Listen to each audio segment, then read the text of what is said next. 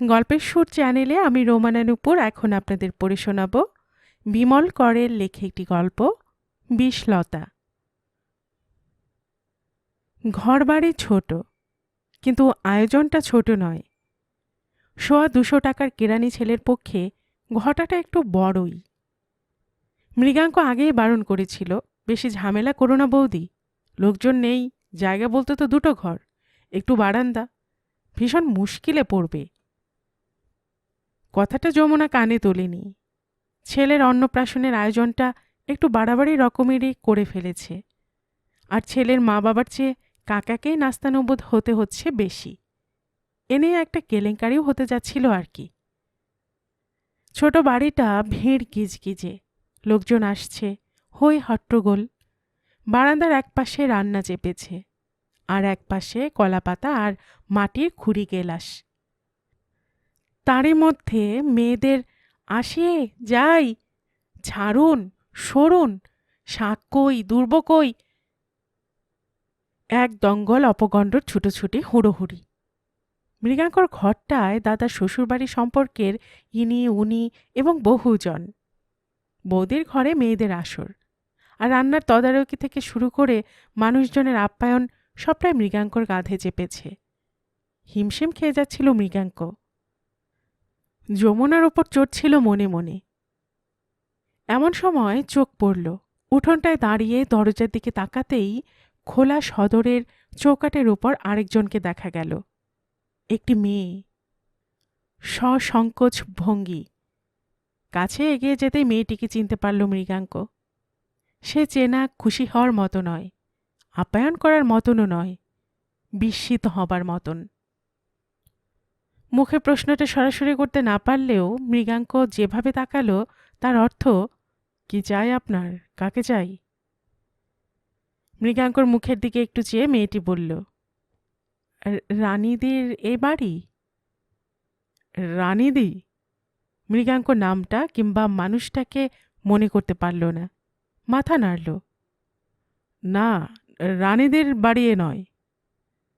মেয়েটি বোধহয় অপ্রস্তুতে পড়ল, কি করে কথাটা বলবে বুঝতে পারল না। শেষে বলল, চিঠিটা আমি হারিয়ে ফেলেছি, নম্বরটা পর্যন্ত মনে নেই ঠিক। 19-1 না 19-1 বি, ঠিক মনে করতেও পারছি না। রানীদের ছেলের অন্নপ্রাশন। মৃগাঙ্ক এতক্ষণ প্রায় পথ আটকে ছিল। এবার রাস্তা দিয়ে বলল, রানীদি বলে এ বাড়িতে কেউ থাকে না, তবে একটা অন্নপ্রাশনের আয়োজন আছে এ বাড়িতে। আপনি ভেতরে গিয়ে দেখুন, যদি চিনতে পারেন। এরপর পা বাড়ানো যায় না। মেয়েটি চুপ করে দাঁড়িয়ে থাকল। মৃগাঙ্ক হঠাৎ বলল, আপনি ভেতরে আসুন, আমি বৌদিকে ডেকে দিচ্ছি। মেয়ের দঙ্গল থেকে যমুনাকে বের করে আনা কি সহজ? আর এলো যখন, সদরে দাঁড়ানো মেয়েটিকে দেখে দিশেহারা হয়ে গেল। ও মা, তুই সত্যি এসেছিস নবদুর্গা? আমি স্বপ্নেও ভাবিনি। হিস, কত বড় হয়ে গেছিস রে তুই! তা সদরে দাঁড়িয়ে কেন? ছি ছি ছি, ঠাকুরপোর কাণ্ডই ওই। তা তোর কর্তাটিকে নিয়ে এলি না কেন রে? মেয়েটির হাত ধরে টানতে টানতে যমুনা উঠোন পেরিয়ে গেল। মানুদের বাড়িতে গিয়েছিলাম নেমন্তন্ন করতে, সেখানে তোদের কথা শুনলাম, ঠিকানাও পেলাম। সত্যি রে, আমি তো ভাবতেই পারিনি তুই আসবি। মৃগাঙ্ক এই নবদুর্গাকে বুঝতে পারল না। রানীদি যে কোন মন্ত্র বলে যমুনা হয়ে গেল তাও মৃগাঙ্কর বোধগম্য হল না। এই নবদুর্গাকে বুঝুক বা না বুঝুক, কদিন আগেকার কথাটাই ভাবছিল মৃগাঙ্ক। দিন 15 আগে হবে বড়জোর। মৃগাঙ্ক ভবানীপুর থেকে ফেরার সময় এই মেয়েটিকে প্রথম দেখেছিল। বাদলা সন্ধে, রাত প্রায় 8টা বাজে। চৌরঙ্গি দিয়ে বাসটা আসছিল। মাঠের অন্ধকার থেকে যেন হঠাৎ এই মেয়েটি এসে বাসে উঠল। মৃগাঙ্ক সামনেই বসেছিল। পরিবেশ এবং চেহারা দুই মেয়েটিকে খুঁটিয়ে দেখতে উৎসাহ জাগিয়েছিল। শ্যামল রং, দোহারা গড়ন, গোল মুখ, সাজসজ্জায় সচ্ছলতার পরিচয় তেমন না থাক, মোটামুটি শোভা ছিল। হাতে লেডিস ছাতা, লেডিস ওয়াটারপ্রুফ। হয়তো এই মেয়েটিকে একবার দেখে ভুলে যাওয়া সম্ভব হতো মৃগাঙ্কর, যদি না তার পরের ঘটনাগুলো ঘটত। মেয়েটিকে সঙ্গ দিচ্ছিল এক ছোকরা। সেটা প্রথমে দেখা যায়নি, পরে বোঝা গেল। মেয়েটি উঠল সামনে দরজা দিয়ে, বসল সামনেই। ছেলেটি পেছন দরজা দিয়ে উঠে এলো, বসল মেয়েটির সিটেই, কিন্তু অনেকখানি তফাত রেখে। দুজনের টিকিট কাটল ছোকরা, কিন্তু আশ্চর্য, সারাটা পথ কেউ কারোর সঙ্গে কথা বলল না। ওয়েলিংটনের মোড় ছাড়িয়ে আসতে মেয়েটি নেমে গেল। নামার আগে সঙ্গীর দিকে চেয়ে একটা বিদায় হাসি। মৃগাঙ্ক আগা গোড়া ব্যাপারটা দেখে গেল। ব্যাপারটা বুঝল না, যেটুকু অনুমান করল তাতে খুশি হওয়া যায় না। মৃগাঙ্ক জানত না আবার মেয়েটির সঙ্গে দিন দুয়েকের মধ্যে দেখা হয়ে যাবে, অথচ হল। এবার বাসে নয়, বউবাজারের এক চায়ের দোকানে। চা খেতে ঢুকেছিল মৃগাঙ্ক। চোখে পড়ল কাঠের ফালি কুঠুরির মধ্যে সেই মেয়েটি। এবার অন্য এক সঙ্গী। অমলেট টোস্টের সঙ্গে যত কথা তত হাসি। প্রথম দিনে মৃগাঙ্ক অশোভন কিছু একটা অনুমান করেছিল। দ্বিতীয় দিনে সন্দিহান হল, এবং দিন ৫-৭ পরে আবার যখন চৌরঙ্গীর মোড়ে মেয়েটিকে অন্য মানুষের সঙ্গে হাঁটতে হাঁটতে গল্পে বিভোর হয়ে চলে যেতে দেখা গেল, মৃগাঙ্ক তার ধারণাটা সম্পর্কে সম্পূর্ণ নিঃসন্দেহ হয়ে গেল। কিন্তু কে আশা করেছিল এই মেয়েটিকে এবার আর পথে ঘাটে নয়, নিজের বাড়ির সদরে? সদরেই বা কেন, অন্দরে দেখা যাবে। ঘণ্টা খানেকেরও বেশি থাকল মেয়েটি, তারপর চলে গেল। যাবার আগে মৃগাঙ্কর দিকে চেয়ে একটু হেসেছিল। হাসিটা এমন যেন মনে হয় নবদুর্গা বলছিল, আপনি তো আমায় সদর থেকেই তাড়াচ্ছিলেন, কিন্তু দেখলেন তো এ বাড়িতে রানীদি আছে, আর আমি এখানে সেই সুবাদে আসতে যেতে পারি। রাত্রে সবকিছু শান্ত হলে যমুনাকে কথাটা জিজ্ঞেস করল মৃগাঙ্ক। ওই মেয়েটি কে বৌদি? ও মা, ও যে আমার বোন হয়। বোন? মৃগাঙ্ক অবাক। কই, আগে তো দেখিনি, নামও শুনিনি। তুমি বা বাপু রানীদি হলে কবে থেকে?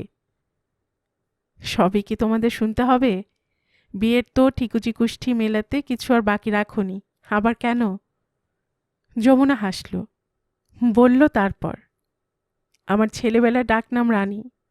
নবদুর্গা আমার মার খুড়তুতো বোনের মেয়ে।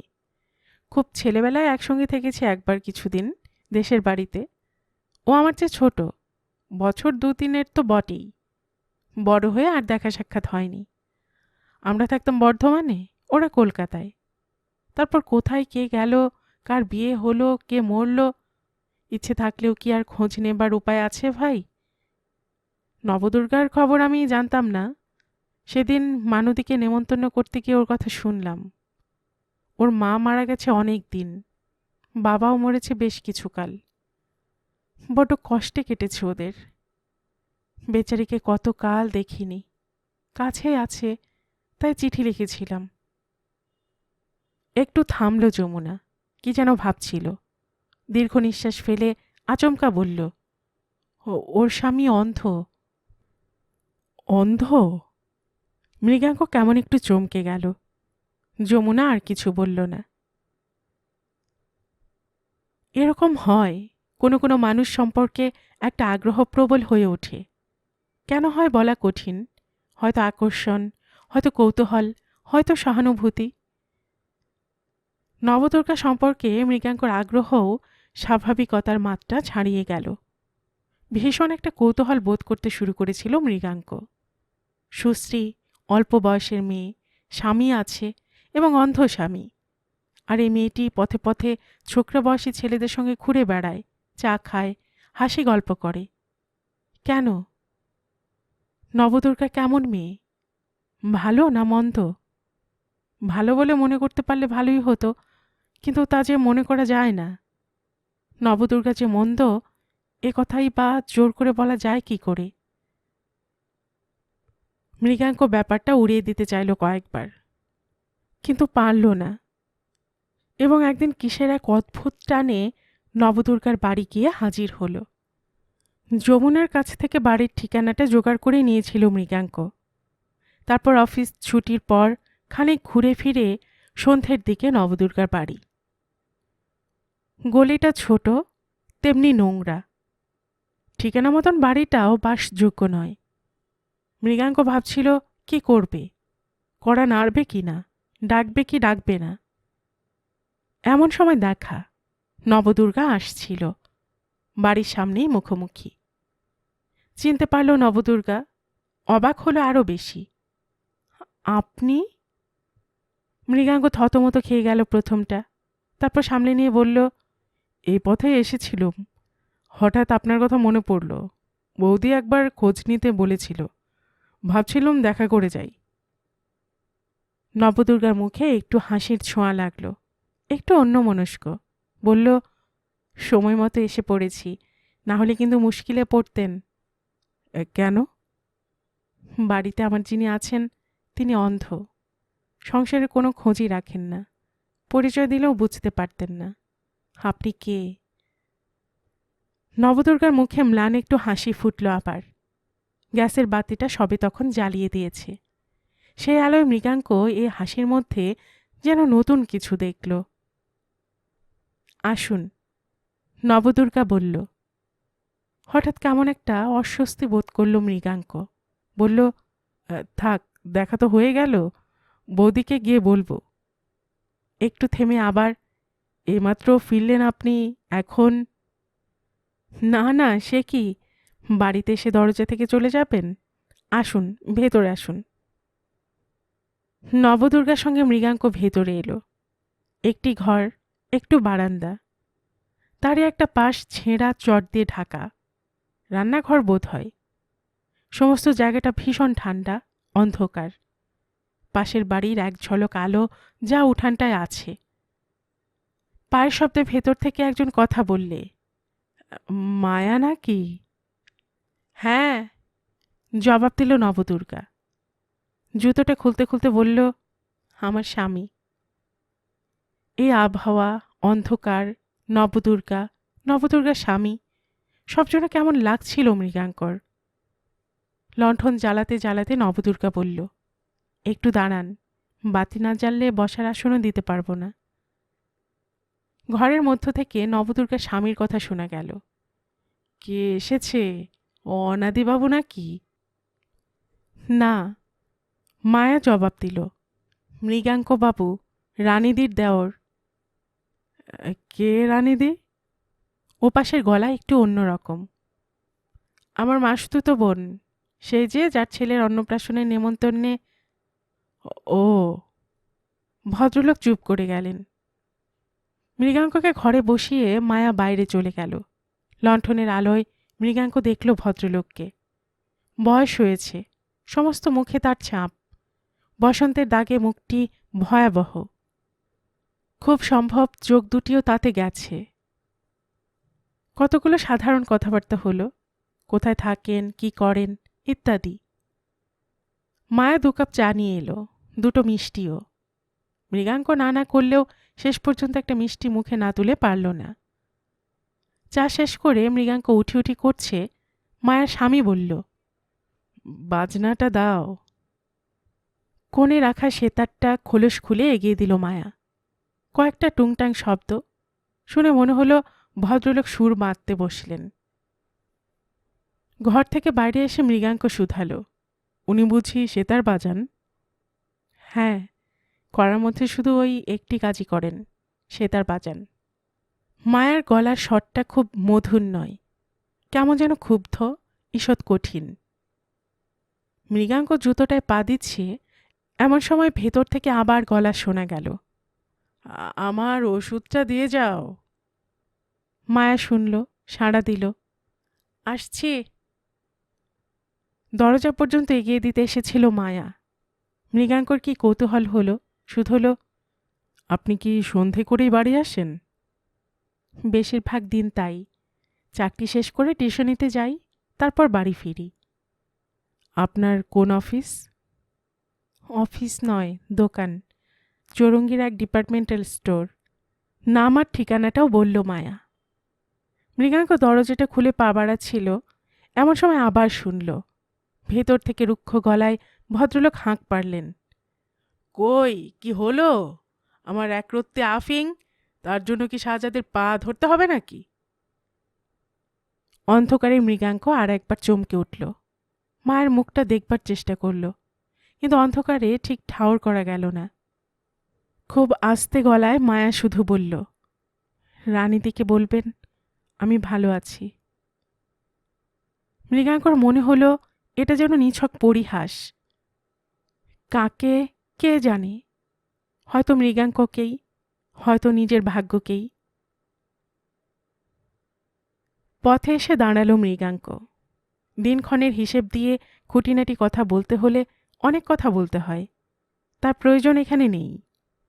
এ কথা বললেই যথেষ্ট যে একদিন বৃষ্টি হয়ে যাওয়া সন্ধেই ঘরের মাঠের অন্ধকার থেকে যে মেয়েটি উঠে এসেছিল এবং তারপর তাকে চায়ের দোকান আর চৌরঙ্গির আলোয় পুরুষ সঙ্গিনী দেখে দেখে মৃগাঙ্ক যা ভেবে নিয়েছিল, এমনকি সেদিনের সেই সংকুচিত নবদুর্গাও আজ অন্যরকম হয়ে গেছে মৃগাঙ্কর চোখে। 3 মাস আগের একটি মেয়ে এই যে ধীরে ধীরে বদলে গেল আরেকজনের চোখে, এর মধ্যে নিশ্চয়ই একটি কাহিনীর ধারা থেকে গেছে। সে কথা এখানে উজ্জ্ব থাকল। মৃগাঙ্কর কৌতূহল কেমন করে আস্তে আস্তে আকর্ষণ আর সহানুভূতির মধ্যে এসে দাঁড়িয়ে গেল তার ইতিহাস বলা হলো না। না হোক, কি তাতে আসে যায়। এ কথায় যথেষ্ট যে মৃগাঙ্ক আর মায়ের মধ্যে এরপর একটা সম্পর্ক গড়ে উঠল। মায়ের কথাটা ক্রমে জানতে পারল মৃগাঙ্ক। গরিব ঘরের মেয়ে, সামান্য কিছু লেখাপড়া শিখেছিল মফস্বল শহরের স্কুলে। মা মারা গেল, বাবার অবস্থা ছিল না, বিয়ে দেন। বয়সটাও বাড়তে লাগলো। ছেলে ছোকরেরা সেই বয়সের দিকে তাকিয়ে শীষ দিতে লাগলো, চিঠি ছুঁড়তে লাগলো। পাড়ায় সুশ্রী কুমারী মেয়ের চালচলনের দিকে নজর রাখার লোক থাকে বিস্তর। তারা শুভার্থী, তাদের কথা পল্লবে পল্লবে বিস্তারিত লতার মতো ছড়ায়। বিষ লতা। সেই লতা মায়াকে জড়াচ্ছিল। শেষ পর্যন্ত মায়ের একটা বিয়ে হয়ে গেল। ছোট রেল স্টেশনের স্টেশন মাস্টার, বিপত্নিক, বয়স হয়েছে, ছেলেপুলের ঝামেলা নেই, অতএব চমৎকার সংসার। পাত্রর বয়স হয়েছে একটু, তা হোক। এমনিতে তো কোনো দোষ কি বদখেয়াল নেই, গান বাজনার শখ আছে, সে তো ভালো কথাই। বিনয়বাবুর সঙ্গে মায়ের বিয়েটা হয় এইভাবে। মৃগাঙ্ক শুনে বলেছিল, তোমার বাবা তাহলে দায়মুক্ত হয়েছিলেন, মেয়ের বিয়ে দেননি? যা ভাবো তুমি, মায়া জবাব দিয়েছিল। তারপর একটু থেমে বলেছিল, নিঃসম্বল বাঙালি ঘরের মেয়েদের সব বিয়ে তাই।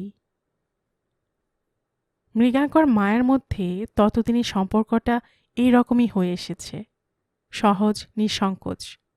ওরা দূরত্ব কাটিয়েছে, ঘনিষ্ঠ হয়েছে, পোশাকে ভদ্রতা সরিয়ে বন্ধু হয়েছে। মায়া তার জীবন কথার পরের অধ্যায়টুকু বলেছে ক্রমে ক্রমে। বিয়ের সময় বিনয়বাবু অন্ধ ছিলেন না, অন্ধ হয়েছেন বছরখানেক পর, বসন্ত রোগে। ভাগ্যের মার। আর ওই বাজনা? মৃগাঙ্ক প্রশ্ন করেছিল। ওটা ছিল, আগে থাকতেই ছিল। শুনেছি কোন নামকরা বাজিয়ের কাছে শিখেছিলেন কিছুকাল। তারপর ওস্তাদ গেল, নেশা গেল না। বাজনা বলতে উনি বোঝেন এক সেই ওস্তাদ, ওর গুরুর বাজনা, তারপর নিজেরটা। ওর আফসোস, লোকে ওকে চিনল না, জানল না, বুঝল না। তা তুমি ওকে 5 জনের সামনে 2-1 বার বার করার চেষ্টা করলে না কেন? মৃগাঙ্ক বলেছিল। করেছি। মায়া খানিক চুপ, তারপর বলল, বাজালে যদি বড় গুণী হওয়া যেত তবে আর কথা ছিল না। কিছু না উনি, ওর ক্ষমতা নেই, সত্যি নেই, প্রতিভা নেই, শুধু গো আছে আর মিথ্যে মোহ। তার মানে কেউ পাত্তা দিলে না? মৃগাঙ্ক যেন সান্ত্বনা দিল। আমি বিনয়বাবুকে দোষ দিই না, এরকম ব্যর্থতা আরও দেখেছি। মায়া আরও বলেছিল কিভাবে এই অন্ধ স্বামীকে নিয়ে তারপর তার জীবন কাটছে। চাকরি গেল, প্রভিডেন্ট ফান্ডের টাকা তাও গেল। অন্ধ হয়ে যাবার পর বিনয়বাবুর রোখ বাড়ল, গো বাড়ল, নেশা চাপল। যদি শুধু দুটো কায়ক্লেশে পেটের অন্ন জোটানোর কথা হতো মৃগাঙ্ক, আমি হয়তো পারতাম, এই চাকরি করেই হোক কি ভিক্ষে করেই হোক। কিন্তু তা তো শুধু নয়, ওর পেট ভরাতে হবে, সেই সঙ্গে নেশা জুগিয়ে দিতে হবে। তার চেয়েও বড় কথা, লোক জুটিয়ে আনতে হবে যারা ওর সঙ্গে সঙ্গত করবে সারা সন্ধে, অর্ধেক রাত পর্যন্ত, আর বাহবা দেবে। সে কি? মৃগাঙ্ক চমকে ওঠে। কোথায় আমি নিত্য নতুন লোক পাই বলো তো? একবার যে আসে সে আর দ্বিতীয়বার আসতে চায় না। তাদের আমি দোষ দেই না, ওই অশ্রাব্য কান ঝালাপালা করা বাজনা শোনায় তো বিড়ম্বনা। তার উপর যে লোক সঙ্গত করবে তার সঙ্গে তাল মাত্রা ভুল নিয়ে তর্ক চেঁচামেচি গালিগালাজ। মায়া থামল খানিক। মৃগাঙ্ক চুপ বিয়বল। শেষে মায়ে আবার বলল, তুমি তো বোঝো, বলেছি তোমায় আগেই, যারা আমার বাড়িতে যায় তাদের লোভটা কোথায়। মায়ার স্বরে ক্ষোভ আর বেদনা। মৃগাঙ্ক আজ সবই বুঝেছে। মায়ের পক্ষে কি দুঃসহ এক গ্লানি নিয়ে পথে পথে পাড়ায় চেনা অচেনা মহলে পুরুষ সঙ্গীত রসিক সঙ্গী খুঁজে বেড়াতে হয় তার স্বামীর জন্য। আর যারা আসে তারা কিসের টানে আসে? মায়ের কথা শুনতে শুনতে প্রথমটাই হতবাক হতো, ভাবত এ এক অবিশ্বাস্য কাহিনী। পরে নিজের চোখে দেখেছে এই আপাত অবাক কাহিনীও কত সত্য। কথা প্রসঙ্গে একদিন মৃগাঙ্ক বলে ফেলেছিল তার পূর্ব ধারণা। বলেছিল, কিছু মনে করো না মায়া, তোমার সংসারের কথা খুঁটিয়ে জেনে তোমায় প্রতিভক্তির জন্য বাহবা দেবে এমন ধৈর্য কারণ নেই। তারা যে অন্যরকম ভাববে, আমি যেমন ভেবেছিলাম। এই স্ক্যান্ডেল নিয়ে তোমায় থাকতে হবে। জানি, সব জানি, কিন্তু উপায়? মায়া জবাব দিয়েছিল। খানিক চুপ করে থেকে আবার বলেছিল, প্রথম প্রথম তবু লোকজন পেতাম, আজকাল আর পাই না। কথাটা যেন জানাজানি হয়ে গেছে। ভালোই হয়েছে। মৃগাঙ্ক স্বস্তি পায়। পরিণামটা কিন্তু ভালো হয়নি। মানুষটা দিনে দিনে আরও ক্ষেপে উঠেছে। আজকাল তার কথায় কথায় রাগ, চিৎকার, গালিগালাজ। সহ্য করো। উপায় কি? উপায়ের কথাটা আগে বলতে পারত না মৃগাঙ্ক, যদিও বা মনে হয়েছে মুখ ফুটে বলতে পারেনি। আজকাল পারছে। বলেছে মৃগাঙ্ক, এভাবে নিজেকে নষ্ট করছো কেন? তোমার স্বামী অক্ষম, অমানুষ, অযোগ্য। 4 বছরের স্বামিত্বের চেয়ে তোমার জীবনটা কম মূল্যবান নয়। কি করব বলো? কি করতে পারি? যা করা উচিত। স্বামী ত্যাগ? যদি দরকার হয় নিশ্চয়ই তাই। কত মেয়েই তো স্বামীর সঙ্গে ঘর করতে পারে না। মায়ার জবাব দিত না। কি ভাবত কে জানে। মৃগাঙ্ক চুপ করে যেত। এমনি করে আরও কটা মাস কাটল। মৃগাঙ্ক মায়ের সম্পর্কটা অস্পষ্টভাবে আরও গভীর, অন্তরঙ্গ হল এবং জটিল। মৃগাঙ্ক অনুভব করতে পারল সহানুভূতি কখন ভালোবাসে এসে ঠেকেছে। মায়াও বুঝতে পেরেছিল অনেকখানি পথ কখন অজান্তে সে এগিয়ে এসেছে। সেদিন যথাসময়ে মৃগাঙ্ক মায়ার ডিপার্টমেন্টাল স্টোরের সামনে এসে দাঁড়িয়ে অপেক্ষা করছিল। মায়া ছুটির পর বেরিয়ে আসতেই মৃগাঙ্ক বলল, তোমার সঙ্গে জরুরি কথা আছে। জরুরি কথা না থাকলে কি আসতে না? না আসো না। মায়া হাসল। মৃগাঙ্ক এর পরিহাসের কোনো জবাব না দিয়ে বলল, একটু ফাঁকায় নির্জনে গিয়ে বসতে চাই। আমার কিন্তু আজ খুব খিদে পেয়েছে, আগে চলো একটু চা খেয়ে নিই। রেস্টুরেন্টে চা খেতে বসে মৃগাঙ্ক গম্ভীর। ভাবনা ভরা মুখটা দেখতে দেখতে মায়া যেন ভবিষ্যৎটা আঁচ করতে পারল। রানীদি কিছু বলেছে? বৌদি? না, নতুন আর কি বলবে, যা বলার তা তো বলছেই রোজ। ভাবছি বাড়ি ছেড়ে দেব। তারপর উঠবে কোথায়? হোটেল মেসে? মায়া হাসছিল। উঠব বলে তো তোমার কাছে এসেছি, ভেসে বেড়াতে আমি ভালোবাসি না। মৃগাঙ্কর জবাবটা ইঙ্গিতপূর্ণ। মায়া চুপ করে গেল। মৃগাঙ্ক সিগারেট ধরালো। মৃগাঙ্কর স্বভাবটা মায়া জেনে ফেলেছে। এক একটা মানুষ এরকম হয়, জেদি, স্থির। যা ভালোবাসে, পছন্দ করে তা ভীষণভাবে ভালোবাসে, আর যা অপছন্দ করে তাকে ক্রমাগত ঠেলে সরিয়ে দিতে চায়। মায়া বুঝতে পেরেছিল মৃগাঙ্ক আর মোটেই পছন্দ করছে না মায়ার জীবনটা এভাবে কাটুক। অন্ধ স্বামী আর এক খুপড়ির নোংরা ঘর নিয়ে। পথে বেরিয়ে হাঁটতে হাঁটতে মাঠে এসে বসল দুজনে। তারপর কোনো ভূমিকা না করে কথাটা সরাসরি পারল মৃগাঙ্ক। তোমায় স্পষ্ট করে কটা কথার জবাব দিতে হবে। মায়া তাকালো। মৃগাঙ্ক আজ যেন সমস্ত ব্যাপারটার হিসেব চুকিয়ে ফেলতে এসেছে। খুব আস্তে গলায় মায়া বলল, বলো। বিনয়বাবুকে তুমি ভালোবাসো? মাথা নাড়ল মায়া। না। তুমি কি তার স্ত্রী হয়ে বাঁচতে চাও বাকি জীবনটা? আমার চাওয়ার না চাওয়ায় কি আসে যায়? যায়, যথেষ্ট যায়। শোনো, আমি ঠিক করে ফেলেছি। তুমি যদি তোমার অক্ষম, অযোগ্য এবং নিষ্ঠুর স্বামীর ঘর করতে না চাও, তোমার মুক্তি পাবার পথ আছে। আইন দিয়ে এই সম্পর্ক ভাঙতে হবে। আমি উকিল ঠিক করেছি, তোমায় যেতে হবে সেখানে।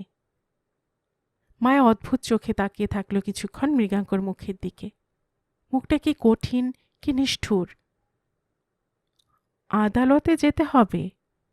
মায়া অনেকক্ষণ পরে ভয়ে ভয়ে বলল, বিয়ের সময় ছাদনা তলায় দাঁড়াতে পারলে আর বিয়ে ভাঙার সময় আদালতে পারবে না? মৃগাঙ্ক যেন ব্যঙ্গ করল। মায়া ভাবছিল, একসময় জবাব দিল, দরকারে পড়লে তো শ্মশানে গিয়েও দাঁড়াতে হয়। কিন্তু ও কথা থাক। তুমি কি সত্যি উকিল ঠিক করেছ? এ কথা বলছো? হ্যাঁ। তারপর ওর কি হবে? কার? মৃগাঙ্ক ইচ্ছে করে অজ্ঞতা জানালো। ওই অন্ধ মানুষটার। জানি না, জানতে চাই না। যা হোক, হবে কিছু একটা। তোমার সে কথা ভেবে লাভ কি? ভাবতুম না হয়তো যদি মানুষটা অসহায় না হতো। মৃগাঙ্ক মায়ের মুখের দিকে একটু তাকিয়ে থেকে বলল, অসহায়ের জন্য যদি তোমার দরদ থাকে তবে এত কথার দরকার নেই। আমি তোমায় স্পষ্ট করে বলছি মায়া, আমি সোজা মানুষ, সোজা কথা সোজা কাজ বুঝি। বিনয়বাবুর জন্য যদি তোমার মন কাঁদে তবে সেখানে আমি নেই। আর যদি আমি থাকি, বিনয়বাবু থাকবেন না। তোমার দিক থেকে সোজা হওয়া যত সহজ, আমার দিক থেকে যে ততটা সহজ নয় মৃগাঙ্ক। সেটা আমি বুঝি, কিন্তু আমার আপত্তিও সেখানে। নিজের সঙ্গে, জীবনের সঙ্গে বাঁচা, সুখ, শান্তি, ভালোবাসার সঙ্গে প্রবঞ্চনা করার চেয়ে নিষ্ঠুর হলেও সত্যটা প্রকাশ করা ভালো। যেখানে আর কোনো আশা নেই, যে ভরসাও তুমি রাখো না, সেখানে এই কায়িক জীবন আর কতকাল কাটাবে? কেন কাটাবে? মায়া জবাব দিচ্ছিল না। মৃগাঙ্ক খানিকটা অপেক্ষা করে উঠতে উঠতে বলল, হিন্দু মেয়ের প্রতিভক্তির আদর্শের শেষ চূড়াটা অনেকেই বিজয় করেছে। তার জন্য অস্বাভাবিক আর কোনো বাহবা কেউ পাবে না। এ যুগটা অন্যরকম। অসৎ এবং আত্মপ্রবঞ্চনাকে এ যুগ ঘৃণা করেছে। তুমি অন্যায়ের বিরুদ্ধে মাথা তুলে দাঁড়াও। এ যুগ কখনোই তোমার গায়ে থুতু দেবে না, অন্তত যারা মানুষ। মৃগাঙ্ক জিনিসটা যত সহজ ভেবেছিল, আসলে ব্যাপারটা অত সহজ হলো না। উকিলের কাছে যাওয়া আসা, এটা ওটা করতে করতে সময় কাটাচ্ছিল। কোনো ভরসা পাচ্ছিল না। মনের দিক থেকে মৃগাঙ্ক ক্রমশই অস্থির থেকে অস্থিরতর হয়ে উঠেছিল। দাদা বৌদির সঙ্গে এই ব্যাপার নিয়ে বড় রকম একটা মনোমালিন্য ঘটে গেল, যার ফলে দাদার বাড়ি ছাড়ল মৃগাঙ্ক। অন্য বাড়ি নিল, একা। ভাবল একদিন এই শূন্যতা ভরে যাবে। এমন সময় একদিন মায়েদের সংসারে স্বামী স্ত্রীর কলহটা খুব বিশ্রী একটা নোংরামিতে এসে ঠেকল, যার ফলাফলটা খারাপ হলো, অন্তত তখনকার মতন। অন্ধ বিনয়বাবু ক্ষিপ্ত হয়ে কাঁসার গ্লাস ছুঁড়েছিলেন। আঘাতটা কপালে লেগেছিল, কিন্তু তা সাংঘাতিক নয়। আসলে যে কথাগুলো বলেছিলেন মায়ের মনে এবং বুকে, সেগুলো সাংঘাতিক হয়ে বেজেছিল। এর ফলে মায়া ঘর ছাড়ল। মৃগাঙ্কর বাড়ি এসে উঠল। সম্পর্কটা যেন সে চুকিয়ে দিয়ে এসেছে। 2 কি 3 দিন, তারপর মনের আঁচ কখন নিভে গেছে মায়া নিজেও ভালো করে বুঝতে পারেনি। সে অন্ধ অসহায় মানুষটা কি করছে, কি ভাবছে, কেমন করে তার দিন কাটছে, ভাবতে ভাবতে এক দুপুরে চলে গেল সেই পুরনো বাড়িতে। মৃগাঙ্ক জরুরি কাজে বাড়ি ফিরে দেখে মায়া নেই। কোথায় গেল? অনুমান করতে মৃগাঙ্কর কষ্ট হলো না। মায়া তবে ফিরেই গেল? যাবে যাক, কিন্তু বলে গেল না কেন? মৃগাঙ্ক তো তাকে জোর করে আটকে রাখত না। মৃগাঙ্কর মর্যাদায় বাধা দিল, কিন্তু কেমন একটা আকর্ষণ তাকে টানছিল। বিনয়বাবু স্ত্রীর এই অনুপস্থিতি কিভাবে নিয়েছেন, মায়ায় বা কি কৈফিয়ত দিল? মৃগাঙ্ক কেমন একটা বেহুশ মনে মায়ের বাড়ি গিয়ে হাজির। শীতের দিন, ছায়াময় হয়ে এসেছে বিকেল শেষেই। মায়েদের ঘরটা আরও অন্ধকার, সদর ভেজানো ছিল।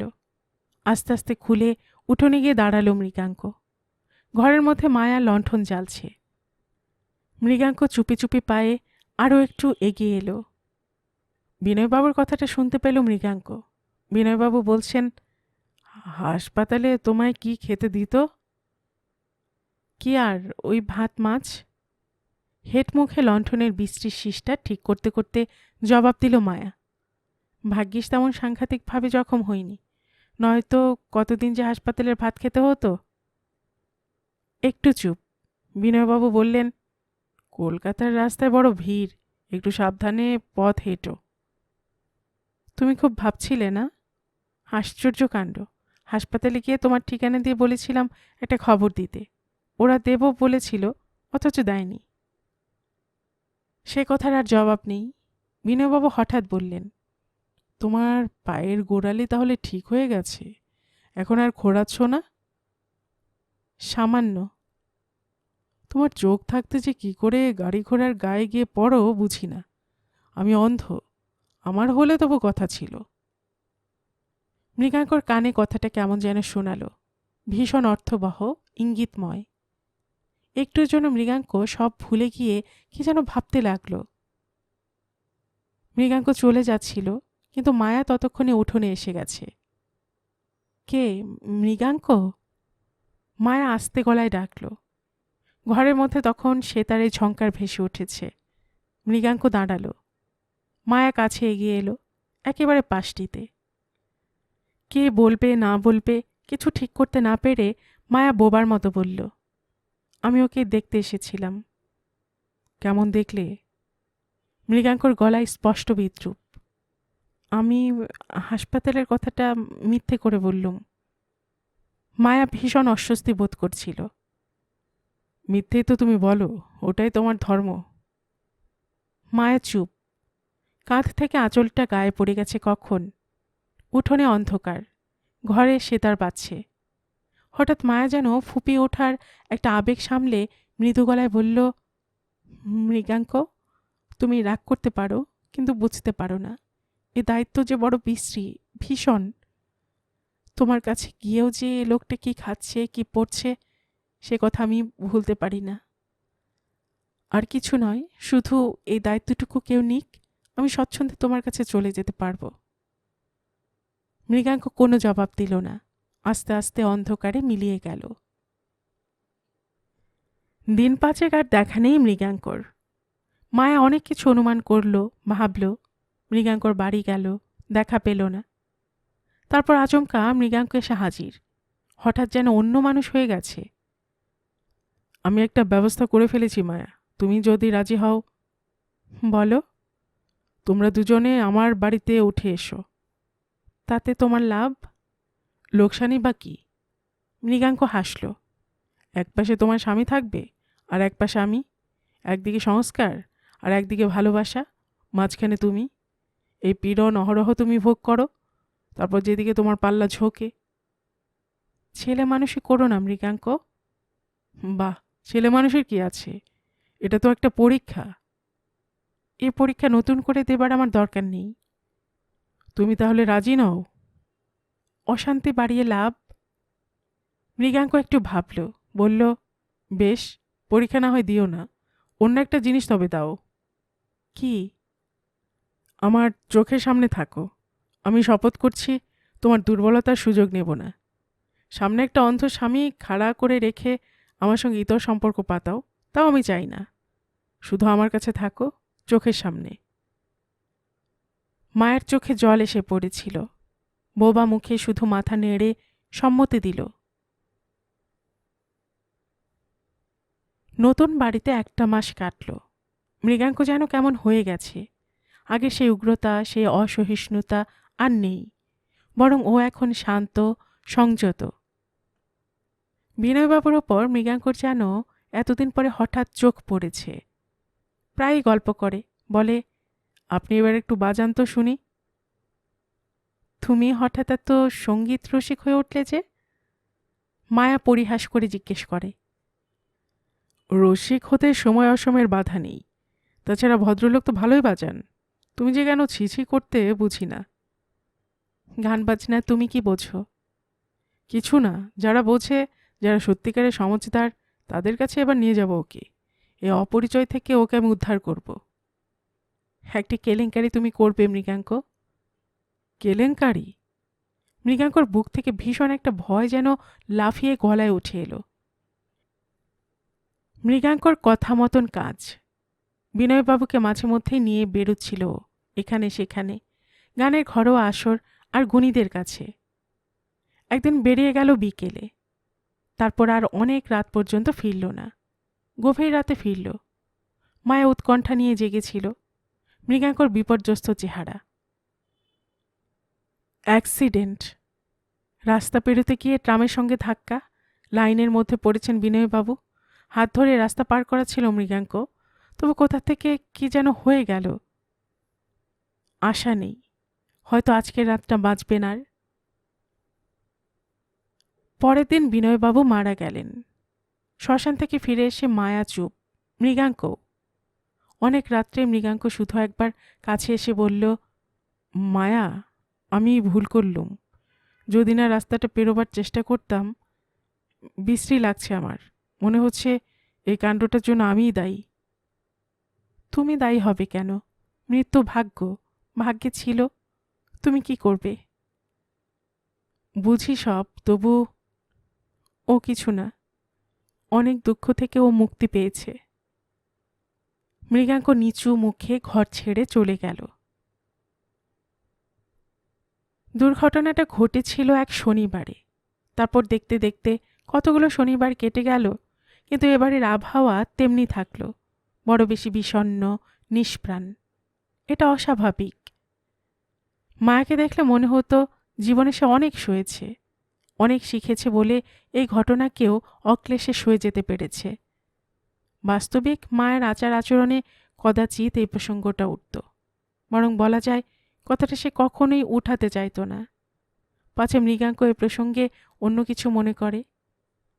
মৃগাঙ্ক বলেছিল, তা সত্ত্বেও মায়া এ বাড়িতে বিনয়বাবুর শ্রাদ্ধটা পর্যন্ত করেনি, কালীঘাটে সেরে এসেছিল। এসবই মৃগাঙ্ককে বোঝাতে যে যতকাল তার দায় ছিল, দায়িত্ব ছিল, ততকাল বিনয়বাবুর জন্য সে করেছে। এখন আর কেন? মায়া চাইত জীবনে যখন জট পাকিয়ে গিয়েছিল তখন যে কষ্ট ওরা পেয়েছে এবং যার আশা সুদূর হয়ে গিয়েছিল, এখন আর সে কষ্ট সইবে কেন? ভাগ্যই বিনয়বাবুকে মায়ের জীবনে ছুঁড়ে দিয়েছিল, ভাগ্যই তাকে ফিরিয়ে নিয়ে গেছে। হয়তো রূঢ়, কিন্তু ঈশ্বর তো এইভাবে পথ পরিষ্কার করে দিয়েছেন। যদি তার দেওয়া দুঃখটা মাথা পেতে নিয়ে থাকি, মুক্তিটাই বা নেব না কেন?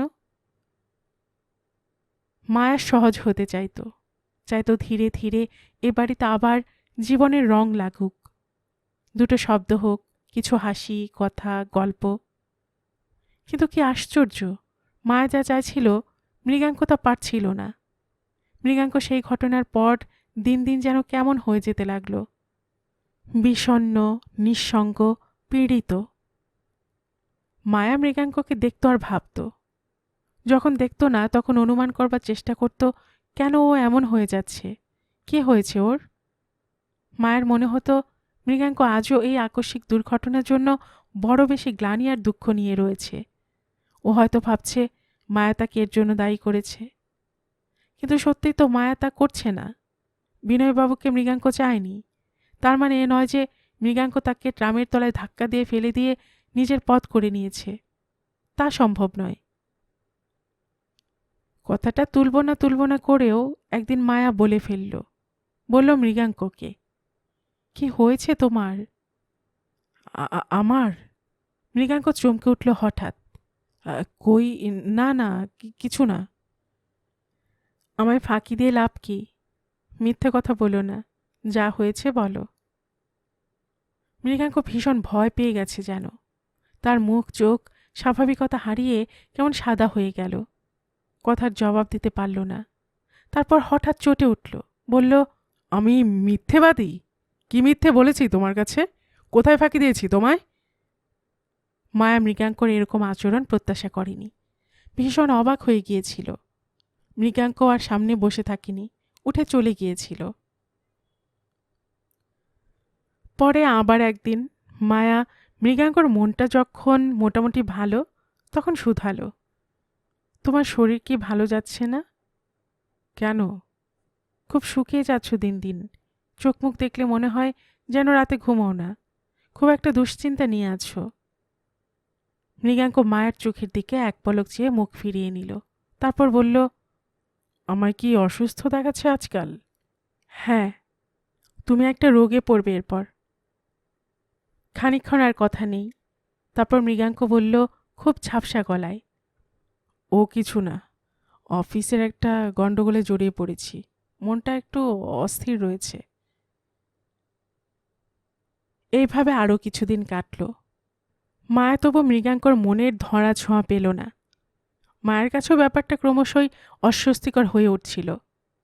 শেষ পর্যন্ত কথাটাও নিজেই তুলল, এভাবে আর থাকতে পারছি না। মানে কিভাবে? মৃগাঙ্ক সিগারেটটা নিভিয়ে দিল। আমাকে তুমি খাঁচার পাখি করে রেখেছ, দানা ঠুকরাচ্ছি আর ঘুমোচ্ছি। তুমি কি ওড়া পাখি হতে চাও? মৃগাঙ্কর ঠোঁটে ব্যাকা হাসি। বিদ্রুপ করছ? মায়া আহত হল। না না। মৃগাঙ্ক তাড়াতাড়ি নিজেকে শুধরে নিল। ওটা কথার কথা। হ্যাঁ, কি বলছিলে? এভাবে থাকতে ভালো লাগছে না? না লাগাই স্বাভাবিক। এ বাড়িতে আমি একটা মানুষ রয়েছি তা যেন তুমি ভুলে গেছ। কি যে বলো! মৃগাঙ্ক হাসবার চেষ্টা করল। বলা বলি নয়, কি হয়েছে তোমার আমায় স্পষ্ট করে বলো। আমি তোমায় আগে দেখেছি, এখনও দেখছি। তুমি ভুলো না মৃগাঙ্ক, তোমার প্রতিদিনের কথা, ব্যবহার, তোমার কি চাওয়া ছিল, এসব এত তাড়াতাড়ি আমি ভুলে গেছি? সব আমার মনে আছে। মৃগাঙ্ক মায়ের দিকে চোখ চেয়ে তাকাতে পারছিল না। মুখ ঘুরিয়ে খুব একটা বোকা বোকা ভাব করবার চেষ্টা করছিল এবং কাপা হাতে সিগারেট ধরিয়ে ধোঁয়া ছাড়ছিল। তাড়াতাড়ি কোনো জবাব দিল না। গলাটা একটু হালকা করে মৃগাঙ্ক বলল, কি যে সব বলছো তুমি? আমি অন্যায়টা কি করেছি বলো? তোমায় দুঃখ দিয়েছি কিছু? দুঃখ তুমি কাকে বলো? মায়ের সত্যি কান্না পাচ্ছিল। বলল, আজকাল তোমার ব্যবহারটা যেন কেমন। কথাটা কোন পথে গড়াবে তা অনুমান করে মৃগাঙ্ক তাড়াতাড়ি সেটা চাপা দিতে চাইল। বলল, তোমায় বলিনি, প্রয়োজন ছিল না তেমন। সে মামলাটা আমি উঠিয়ে নিয়েছি। অযথা উকিলের পেছনে পয়সা খরচ করে আর লাভ কি? আর এখন তো আমরা বিয়ে করতে পারি। আমি সে কথা যে না ভাবি তা নয়, কিন্তু ঠিক এক্ষুনি এই ব্যাপারটা তুমি রাজি হবে কি হবে না। মৃগাঙ্ক থামল। কথাগুলোয় মায়া আরও ক্ষুব্ধ, বিরক্ত বোধ করল। বলল, আমি বিয়ের জন্য তাগাদা দিচ্ছি না। না, সে কথা নয়। যদি বলো এখনও হতে পারে। মৃগাঙ্ক উঠে দাঁড়ালো। বিয়ে হলে কি তোমার ব্যবহারটা বদলে যাবে রাতারাতি? মৃগাঙ্ক বুঝতে পারল যে পাশ কাটিয়ে যাবার চেষ্টা আর চলবে না। বলল, বেশ তো বলো, আমার ব্যবহারে কি দোষ খুঁজে পেলে? বলতে হবে। বলো না, আমি যখন বুঝতে পারছি না। মায়া ভাবল এরপর আর কিছু বলা যায় না। তবু মনের তখন এমন অবস্থা যে রোখের মাথায় বলেই ফেলল। বলল, তুমি আমায় আজকাল সবসময় এড়িয়ে থাকতে চাও। কি যে! মৃগাঙ্ক আবার ভয় পেতে শুরু করল। কি যে নয়, কথাটা সত্যি। তুমি যতটা পারো সরে সরে থাকতে চাও। স্পষ্ট করে বলো না, কেন? কি চাও তুমি? একটু থামল মায়া, আবার বলল, তোমায় আমি বলছি মৃগাঙ্ক, কোনো বিয়েতে আমার লোভ নেই, যদি না মানুষটাকে আমি নিজের করে পাই। জানি না তুমি কি ভাবছ, কিসের ভাবনা আর খুঁতখুঁতুনি নিয়ে আছো। তবে তুমি যদি মনের দিক থেকে বদলে গিয়ে থাকো, তবে সহজ করে আমায় বলো। আজ আমার পথ খোলা আছে। মৃগাঙ্ক খানিক্ষণ বিহ্বল হয়ে দাঁড়িয়ে থেকে আস্তে আস্তে চলে গেল। আবার একদিন কথাটা উঠল। মায়া বলল, কাল সারা রাত পায়চারি করেছ কেন? মৃগাঙ্ক চায়ের কাপে মুখ দিতে যাচ্ছিল, মুখ উঠিয়ে বলল, কে বললে? আমি জানি, এই ঘর থেকে আমি তোমার হাঁটা ফেরার শব্দ শুনেছি। মৃগাঙ্ক জবাব দিল না। কি হয়েছিল তোমার? ঘুম আসছিল না? মৃগাঙ্ক মাথা নাড়ল। কাল তুমি মদ খেয়ে বাড়ি ফিরেছিলে রাত করে, কদিন ধরে খাচ্ছ কেন? মৃগাঙ্ক সভয়ে মায়ার দিকে চাইল। মায়া যেন আজ কঠিন একটা সংকল্প নিয়ে এসেছে। একটু থেমে বলল স্পষ্ট গলায়, আমি বুঝতে পেরেছি। বুঝতে পেরেছ? কি বুঝতে পেরেছ? মৃগাঙ্কর সমস্ত মুখটা সাদা, মনে হচ্ছিল কেউ যেন ওর গলা টিপে ধরেছে। মায়া মৃগাঙ্কর এই ভীত বিহ্বলতায় ভীষণ অবাক হয়ে কিছুক্ষণ ওর দিকে তাকিয়ে থাকল। তারপর বলল, আমার জন্য যদি এসব উপসর্গ দেখা দিয়ে থাকে, আমি চলে যাব। যদি চাও আজই চলে যেতে পারি। দায় বড় বিশ্রী জিনিস। আমি চাই না আমার দায় তুমি জীবনভর বইবে। তার চেয়ে যাকে তোমার ভালো লেগেছে তাকে ঘরে নিয়ে এসে রাখো, মানুষের মতো বাঁচো। মায়ার কথা বলল না, চলে গেল। মৃগাঙ্ক চুপ করে বসে থাকল। সারাটা দিন ঘরে বসেই কাটল মৃগাঙ্কর।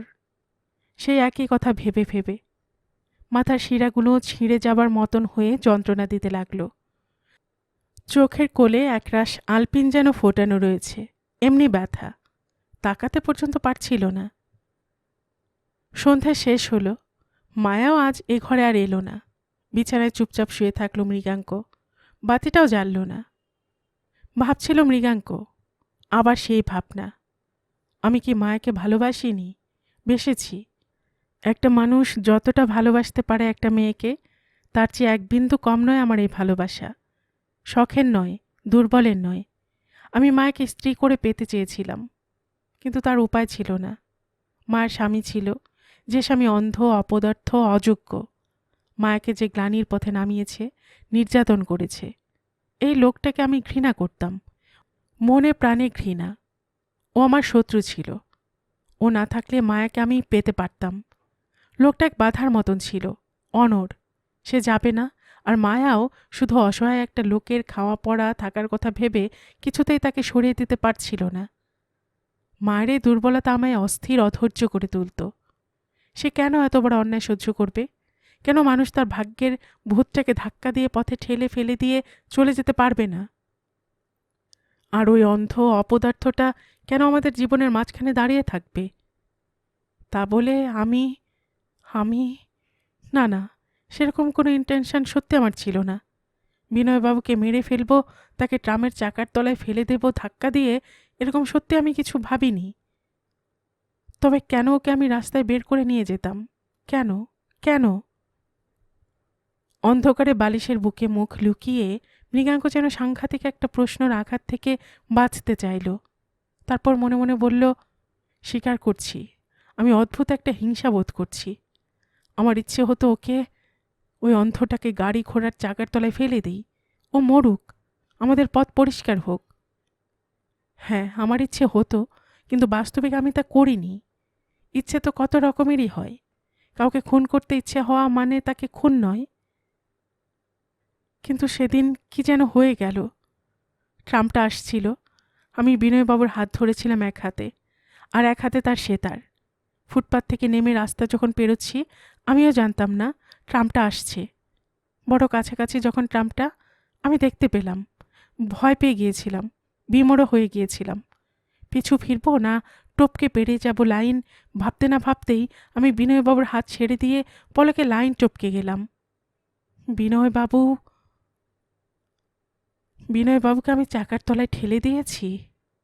না না না, তবু মনে হয় আমি দায়ী। আমি যেন ওটাই চেয়েছি। বিনয়বাবু চলে গেলেন, কিন্তু আমার মনে একে অশান্তি। চোখের ঘুম গেল, স্বস্তি গেল, সুখ গেল। এমনকি মায়ের কাছে যেতে পর্যন্ত আমার সাহস হয় না। মনে হয় ও সব বুঝেছে, বুঝে ফেলেছে। আমার চোখে মুখে এই কলঙ্কের কথা লেখা হয়ে গেছে। মায়া কি আর না বুঝবে? মাঝে মাঝে মনে হয় মায়া কিছুই সন্দেহ করে না। হয়তো তাই। আমি তো কিছুই করিনি, তবু তো সে দৃশ্য আমি ভুলতে পারছি না। আমার মন কিছুতেই তা ভুলতে দিচ্ছে না। টক করে সুইচ টিপে বাতি জ্বলে উঠল। মৃগাঙ্ক চোখ চেয়ে দেখল মায়া। রাত যে 10টা বাজতে চলল, খেতে যাবে না?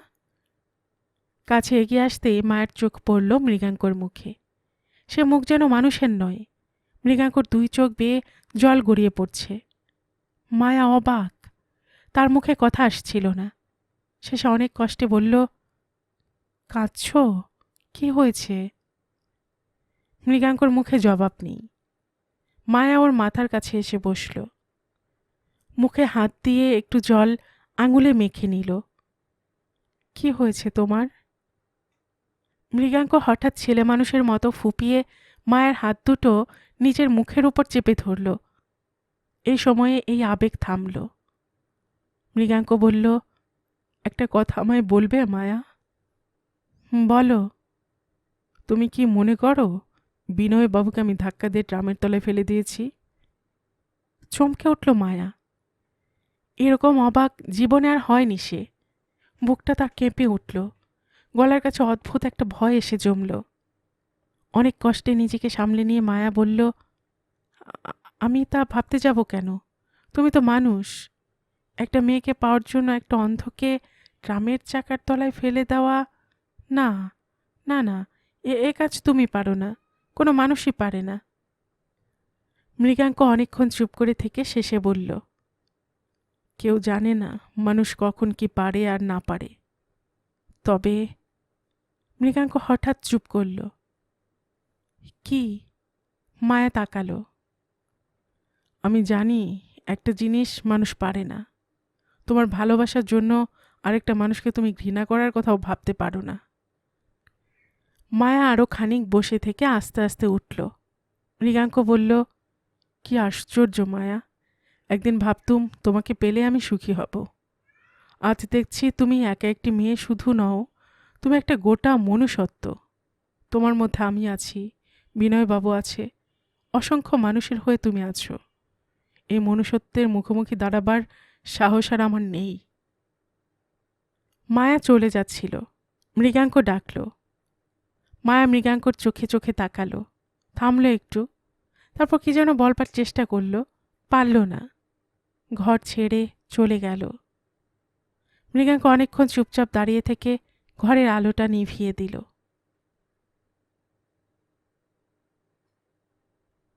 গল্পের সুর চ্যানেলে এতক্ষণ আপনারা শুনছিলেন বিমল করের লেখে একটি গল্প, বিষলতা। আর এতক্ষণ গল্প পাঠে আমি আপনাদের সাথে ছিলাম রোমানা নুপুর।